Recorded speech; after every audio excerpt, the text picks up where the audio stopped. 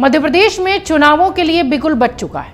राजस्थान, मध्य प्रदेश और छत्तीसगढ़ में बीजेपी ने जहां पुराने सांसदों पर ही ज्यादा विश्वास जताया है, वहीं दूसरी ओर खबर यह है कि कांग्रेस पितृपक्ष के बाद अपने उम्मीदवारों की घोषित कर सकती है सूची। कहा यह जा रहा है कि कांग्रेस ने मध्य प्रदेश के लिए 103 उम्मीदवारों की लिस्ट तैयार कर ली है। इसके साथ ही पार्टी ने पूर्व सीएम कमलनाथ को उनकी पारंपरिक सीट छिंदवाड़ा से ही चुनाव लड़वाने की तैयारी की है। ऐसे में सवाल ये उठता है कि इस बार चुनाव के बड़े मुद्दे क्या होंगे और क्या बड़ा विषय मध्य प्रदेश में दिखाई पड़ेगा जिस पर कि दोनों ही पार्टियां एक दूसरे को घेरती नजर आएंगी। इसके अलावा 5 राज्यों के चुनावों पर कैसा असर पड़ेगा, इन मुद्दों का एक कंबाइंड एनालिसिस हमने बनाई है जो हम आपके सामने रख रहे हैं। खबरों से मिली जानकारी के मुताबिक 5 बड़े मुद्दे हैं जो कि हम आपको बताने जा रहे हैं, जो कि कांग्रेस और बीजेपी दोनों के लिए ही राजनीतिक बहस का भी मुद्दा है और चुनाव का भी मुद्दा। हर मंच पर इन्हीं मुद्दों को दोनों ही पार्टियां उठा रही हैं। जनता का ध्यान इन्हीं पर केंद्रित करने की कोशिश दोनों ही प्रमुख राजनीतिक दल कर रहे हैं।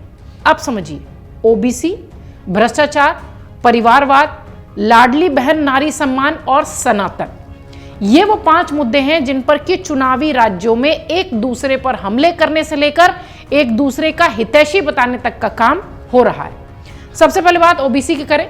इस बार के विधानसभा चुनाव में जातिगत जनगणना एक बड़ा मुद्दा है। जहां कांग्रेस ये ऐलान कर चुकी है कि सरकार आने पर वो प्रदेश में जातिगत जनगणना करवाएगी, वहीं बीजेपी इसके जवाब में ओबीसी वर्ग से 3 मुख्यमंत्री दिए जाने और ओबीसी वर्ग को आरक्षण दिए जाने की बात कह रही है। राहुल गांधी, प्रियंका गांधी लगातार अपने दौरों में ओबीसी का मुद्दा उठा रहे हैं। महिला आरक्षण बिल में भी ओबीसी वर्ग की महिलाओं को आरक्षण न दिए जाने की बात पर कांग्रेस और बीजेपी के नेता घिरे हुए दिखाई पड़ रहे हैं। प्रदेश में ओबीसी की आबादी भी 52% बताई जा रही है, सिर्फ अगर मध्य प्रदेश की बात करें तो। दूसरा बड़ा मुद्दा है भ्रष्टाचार। चुनाव में भ्रष्टाचार भी एक बड़ा मुद्दा है। बीजेपी और कांग्रेस दोनों ही एक दूसरे के कार्यकाल के भ्रष्टाचार को मुद्दा बना रहे हैं। जहां कांग्रेस बीजेपी सरकार में हुए घोटाले और भ्रष्टाचार को मुद्दा बना रही है, वहीं बीजेपी कांग्रेस की 15 महीने की कमलनाथ की सरकार में हुए भ्रष्टाचार की बात कर रही है। कांग्रेस 50% कमीशन का आरोप सरकार पर लगा रही है। यानी दूसरा बड़ा मुद्दा हो गया भ्रष्टाचार, जिस पर कि दोनों ही पार्टियां एक दूसरे को घेर रही हैं। लाडली बहना और नारी सम्मान, प्रदेश में महिला वोटर्स बड़ी संख्या में है। ऐसे में उन्हें लुभाने के लिए बीजेपी और कांग्रेस दोनों ही प्रयासरत हैं मध्य प्रदेश में। बीजेपी सरकार की लाडली बहन और कांग्रेस की नारी सम्मान योजना इस बार प्रमुख मुद्दा है और माना यह जा रहा है कि ये सारे मुद्दे सिर्फ मध्य प्रदेश के लिए नहीं, 5 राज्यों के लिए दिखाई पड़ेंगे। बीजेपी ने लाडली बहन योजना शुरू कर महिलाओं के खाते में 1250 रुपए देने शुरू कर दिए हैं, जबकि कांग्रेस ने यह वादा किया है कि अगर उनकी सरकार आई तो वो 1500 रुपए देंगे हर महीने हर महिला को। इसके लिए कांग्रेस ने भी पूरी तैयारी कर ली है।